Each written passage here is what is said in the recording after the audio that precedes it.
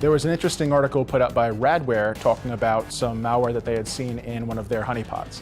And by calling it malware, I may be giving it too much credit. This is a really interesting one, and I want to get your opinion on it. I've been trying to get as many people's opinion as I can. Okay. So Radware put out an article talking about some malware that they're calling Brickerbot that they observed in their Telnet honeypots. Okay. So the first stage of it is pretty much the same way that Mirai gets in. So this thing will go and try, connect to Telnet and try a whole bunch of passwords. It doesn't actually push malware.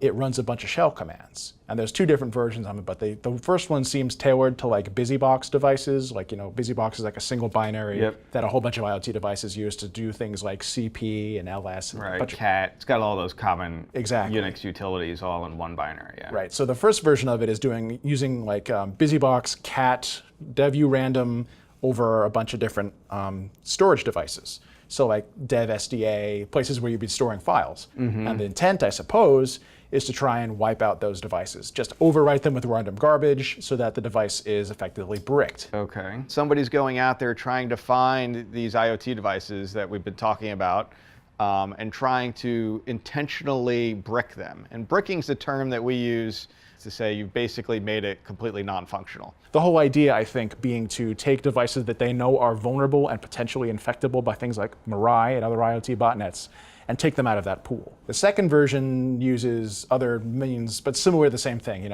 Find yourself a device and just dump a whole bunch of data into it or try and do an RMRF. And they're doing something with fdisk where they're reconfiguring a drive. Really? It's weird. It's like fdisk, set number of platters and sectors and something else to like 1, which is basically create an invalid disk on the disk that you've already got. Like weird little things like that. Does that even work, I guess is the question. That's where I'm going with this. I'm not really sure that it works the way the authors intended it to. I've done a little bit of research, talked to people who are familiar with IoT technology, how the storage works in these devices. I actually reached out to Allison Nixon at Flashpoint because she's an expert in this sort of thing too. Right. And I think she agrees with me that this isn't really going to work on a lot of devices.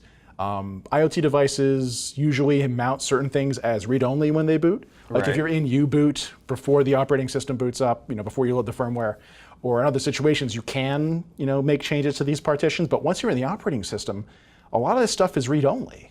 So you can cat all day to it, or you can try and RMRF it, but it shouldn't make a difference.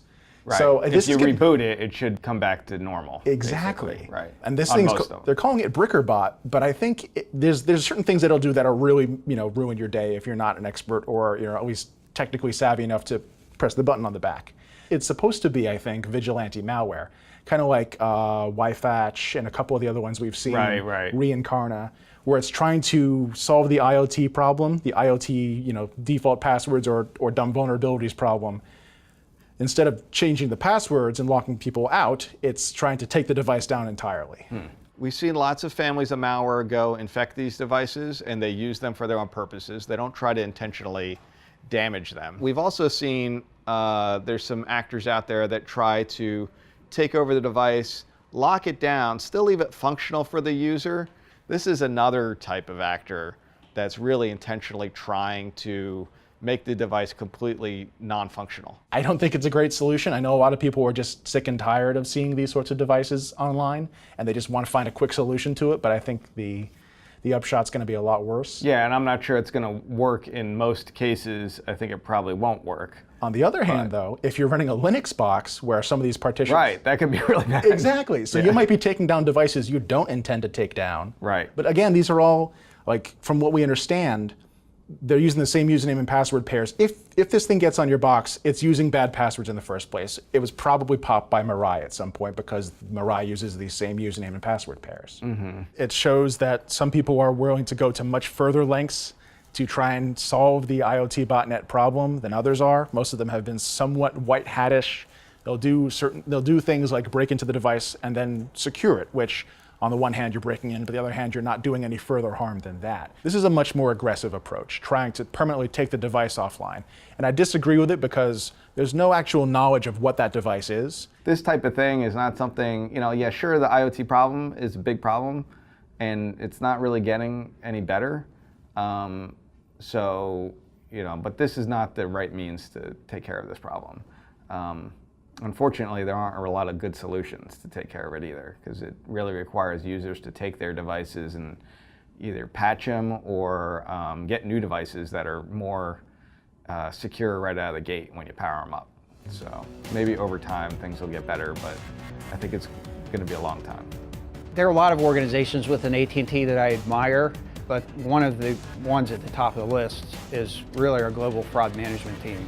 To a large extent, I try to model our own organization around a lot of work that they've been doing for quite some time. My name's Adam Panaggia. I'm a director with AT&T's Global Fraud Management Organization. Our team works to perform prevention, detection, and deterrence of fraudulent schemes that are perpetrated against AT&T and our customers. Regulators and robocall tracking companies estimate that 2.4 billion robocalls per month are reaching consumers. That's well over 10 billion robocalls last year.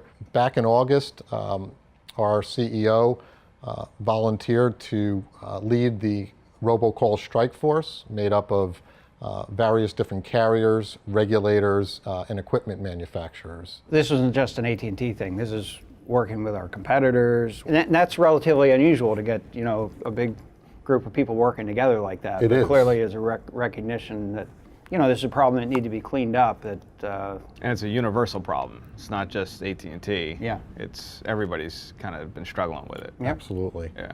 So the strike force was broken out into 4 different working groups. We had a standards group that was focused on longer term issues like authenticating caller ID, working to put more mechanized traceback in place so we can trace back calls very fast to the source. We had another group that was working on empowering consumer choice, so putting call blocking applications in the consumer's hand. We have an app called AT&T Call Protect that's available for consumers, and also putting educating consumers not to be scammed on these calls and give up their sensitive personal information. So you mentioned the app, AT&T Call Protect. Where would somebody go to find You this? can get them in the Apple App Store, the Droid App Store, and it's a free app. I have it on my phone and it works great. It's warning me of telemarketing calls, and if the call has a high risk score, if it's a fraud call, the call never even rings to my phone. It works by bouncing inbound calls up against a huge blacklist of risky numbers that are known out there in the industry. So does it work kind of on a voting kind of criteria? So if you report, a robocall and some other folks are reporting it, I think there's a similar thing for spam, is it 7726, I think it is, where you can dial in.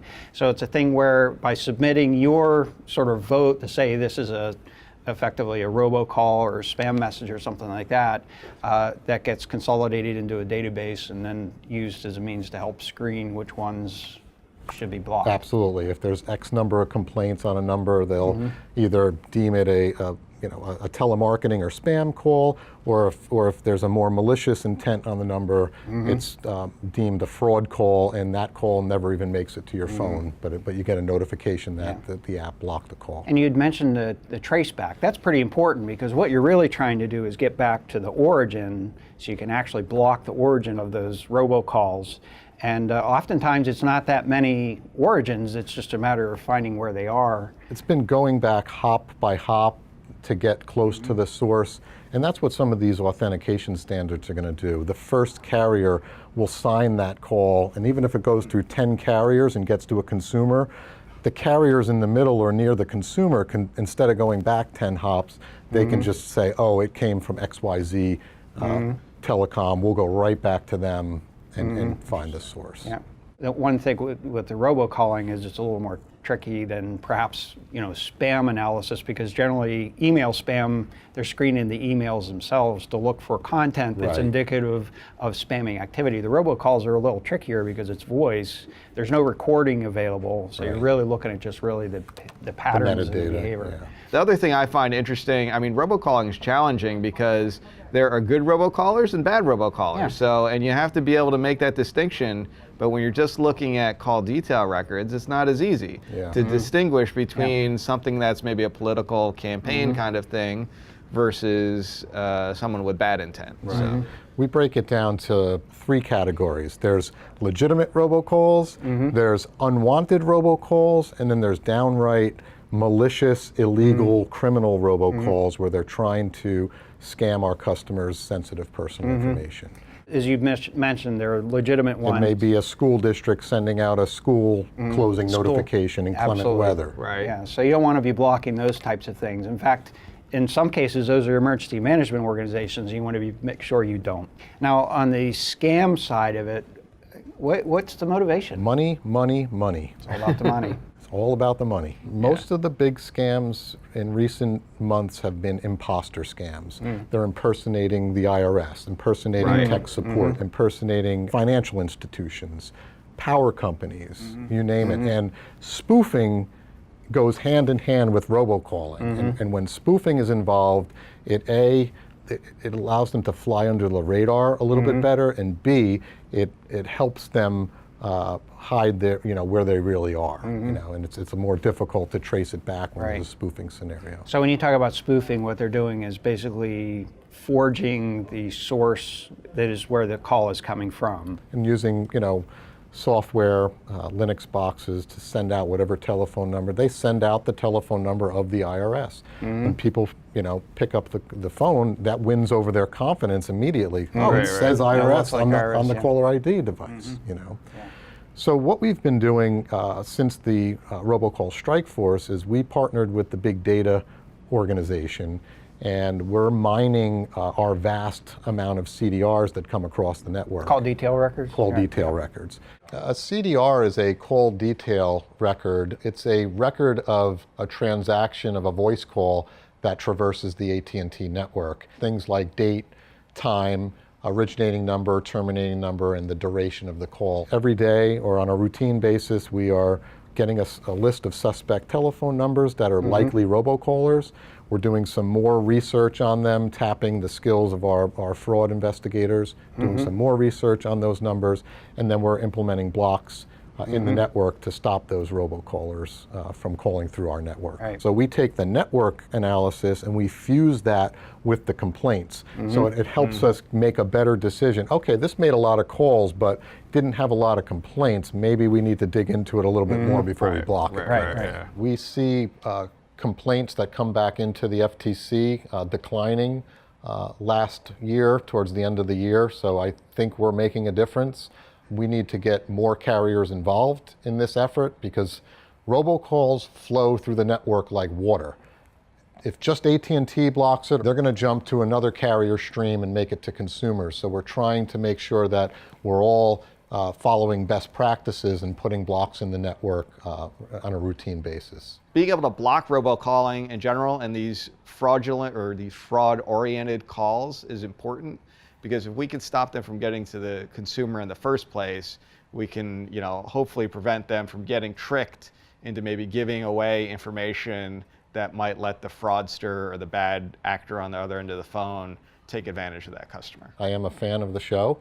I love partnering with John and Brian and the CSO team. Those guys are wicked smart, and it's a pleasure to be able to work with them and learn from them.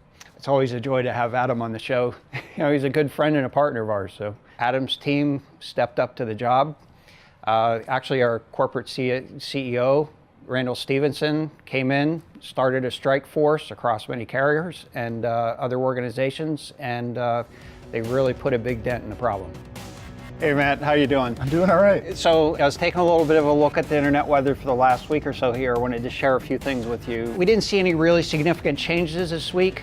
And so what we really kind of chose to do is look at how it's been trending over time in terms of the scanning activity, the botnet developments, the development of different target vectors or attack vectors that the botnets have been using over the last several months. So what I'm showing here is actually between around February, around the end of February, and then showing up, we're seeing, roughly an increasing trend in activity. It's very spiky, but there are some attacks that have gotten up in excess of what we're seeing about, in the gigabit range. Okay. You know, not tens of gigabits, but the gigabit per second range. If we were to look farther to the left, there was some similar kind of activity in October timeframe. Okay. But that was then, and this is now. So we're seeing some increase in activity using LDAP as a reflective mechanism in denial of service attacks. We've been talking a lot about reflective denial of service attacks for some time. In fact, there was a whole list of potential attack vectors that could be used in denial of service attacks. Some of them kind of come and go.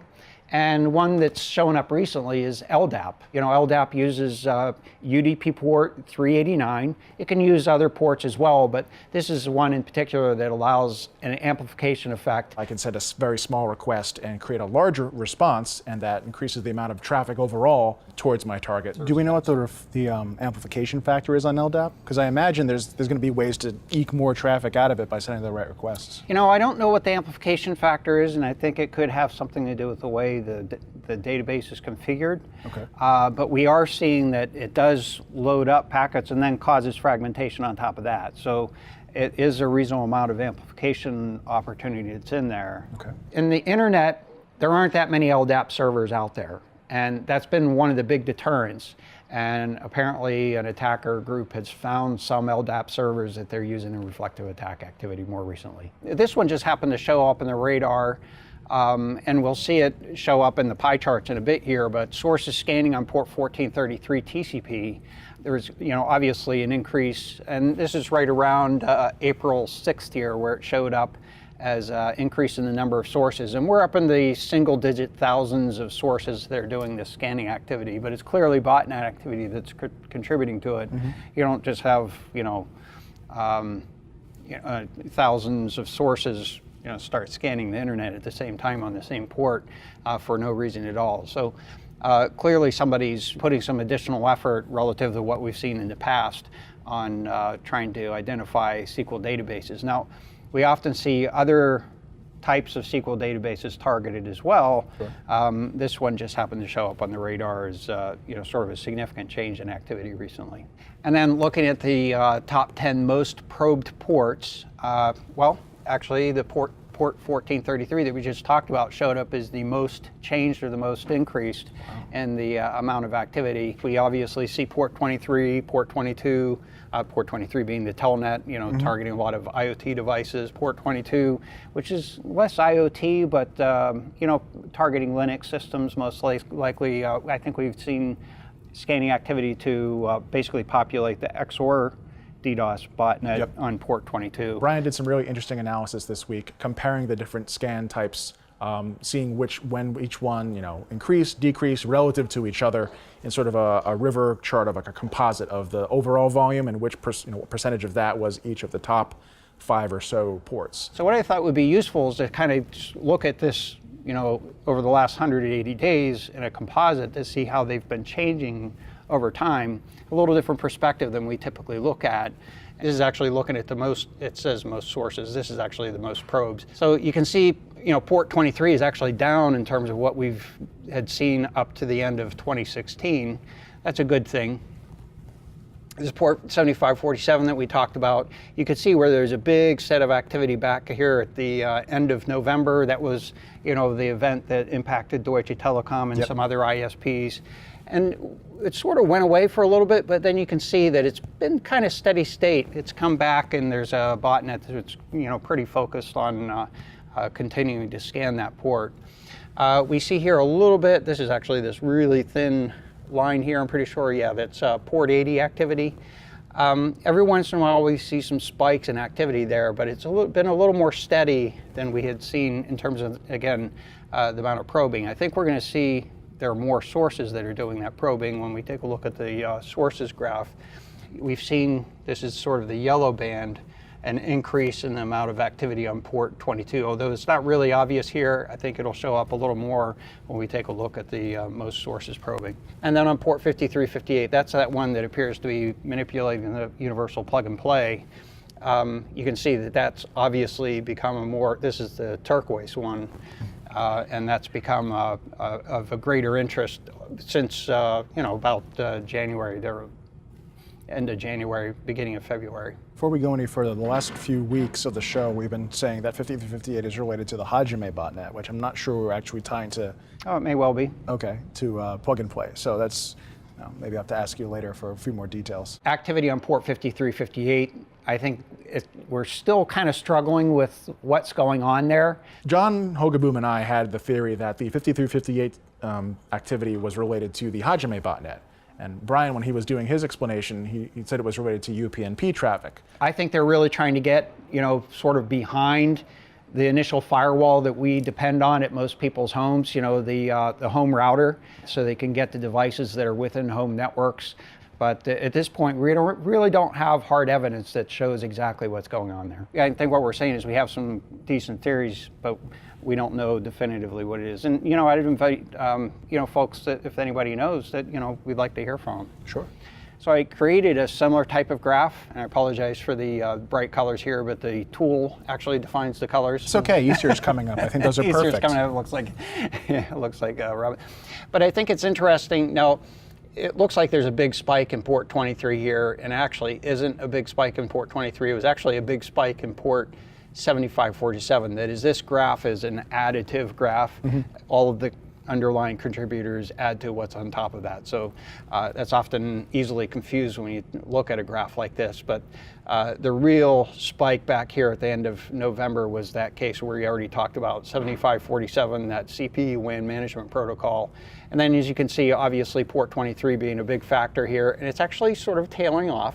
And again, we're looking at the number of sources that are doing this scanning activity, so it's a strong indicator of, a reasonable indicator of the size of the botnet that's actually doing the activity. So it looks like the botnets are actually getting somewhat smaller as we continue forward here. Although it looks like the activity is sort of tapering down, I've got my fingers crossed, but I'm not going to really count on that. I think we're really kind of in a lull period, and a new attack vector is going to show up, and we're going to start to see these botnets building up again. And it's also interesting to see we had this little null point here, which showed up actually on both of these ports, which was probably an indication of somebody who took down the command and control associated with the botnet, disrupted it for a brief period of time.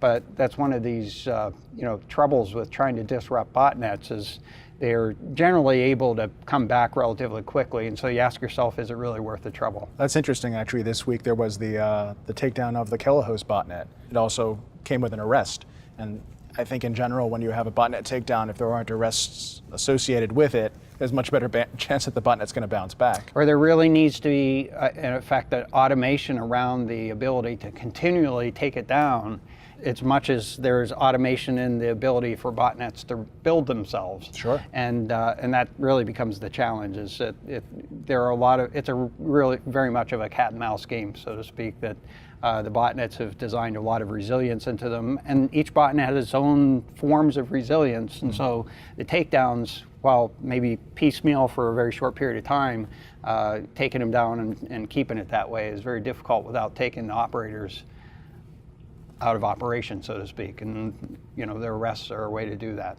Absolutely. Certainly.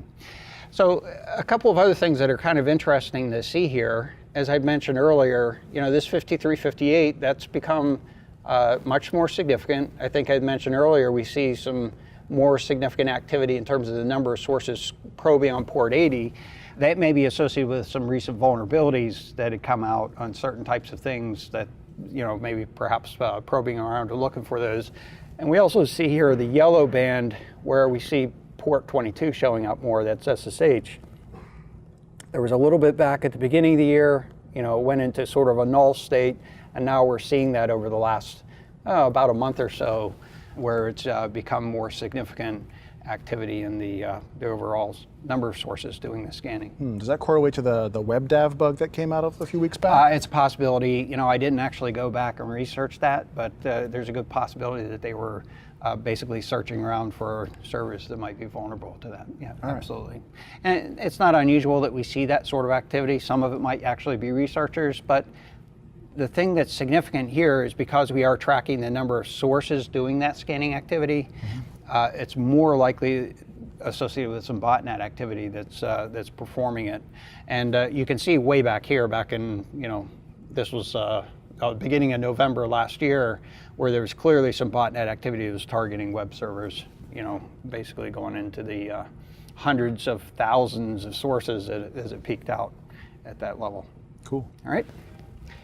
And that's it. That's all I have. My phone's ringing.